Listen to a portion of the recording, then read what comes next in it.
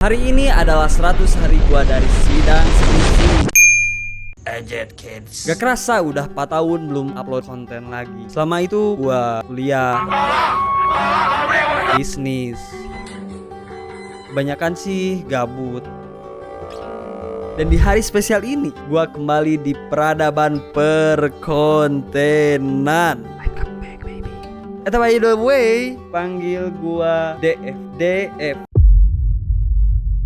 Tapi sebelum itu gua mau cerita pengalaman gelap gua setelah lulus yang layak di-share karena bisa membantu kalian semua untuk menjalani hari-hari overthinking, stress, anxiety, atau mungkin sampai depresi. Jadi tiap gua lulus maupun itu kuliah ataupun itu sekolah, gua ngerasa plong gitu. Karena gua sudah menyelesaikan ujian ataupun gua sudah menyelesaikan masa-masa kuliah yang bisa dibilang tertekan. Sebulan dari lulus pasti party lah, have fun gitu.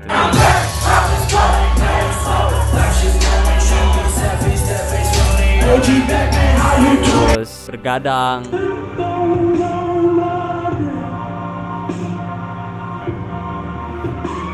jalan-jalan, menikmati hidup yang sesungguhnya.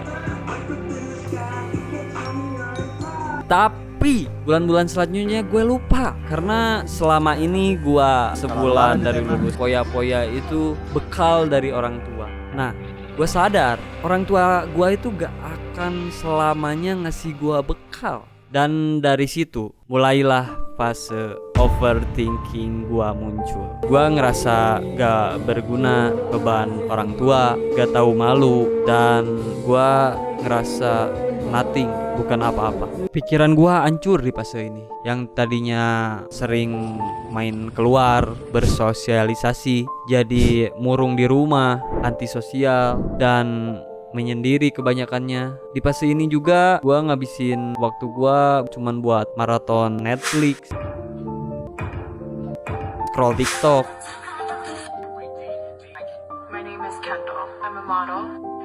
Cuman ya ngabisin waktu gitu. Dari overthinking, hari-hari selanjutnya gua masuk ke fase stres, yang dimana ketika setiap gua mau tidur gua ngedenger suara yang kayak gitu, dan itu hal yang sangat ngeganggu banget buat hidup gua pada masa itu. Jam tidur mulai rusak, emosi gua gak kekontrol. Pada saat itu gua bener-bener jerawatan yang parah, fisik gua hancur, sakit-sakitan.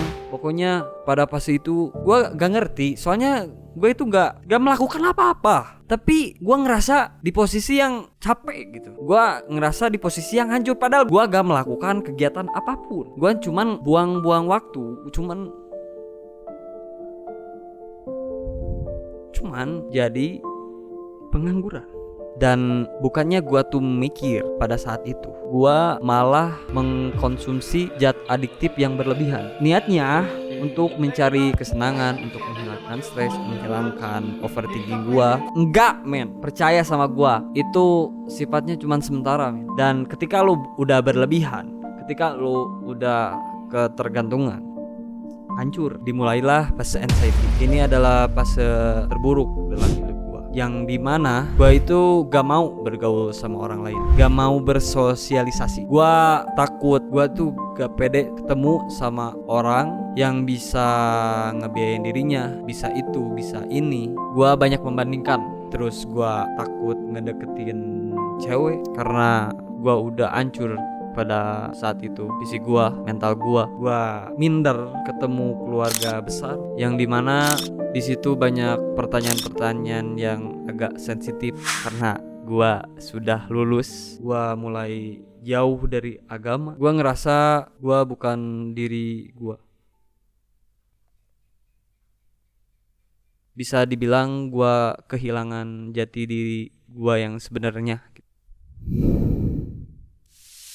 Dan pada akhirnya gua mulai ngerasa bahwa gua tuh harus berubah. Gua gak bisa terus seperti ini. Dan di situasi ini gua sebut ini fase kebangkitan. Terus ya isi anak jalanan kamu. Dimana hal yang paling pertama gua rubah yaitu rutinitas gua. Gua itu mulai berolahraga, gua ngerokok dari misalkan 1 hari 1 bungkus jadi 3 batang, mulai memaksakan tidur lebih cepat, cari uang sendiri, bukan hanya di overthinking, bersosialisasi, dan yang paling penting, sangat penting, dimana gua mulai ngeluarin semua keresahan gua, semua beban gua, semua overthinking gua ke orang lain. Itu sangat penting. Pertama gua sulit. Semua itu sulit dilakuin. Apalagi kalau gua udah di fase dimana gua tuh udah anxiety gitu, udah hancur gitu. Tapi gua mulai memaksakan semua hal tersebut. Emang awal-awal itu bener-bener berat gitu.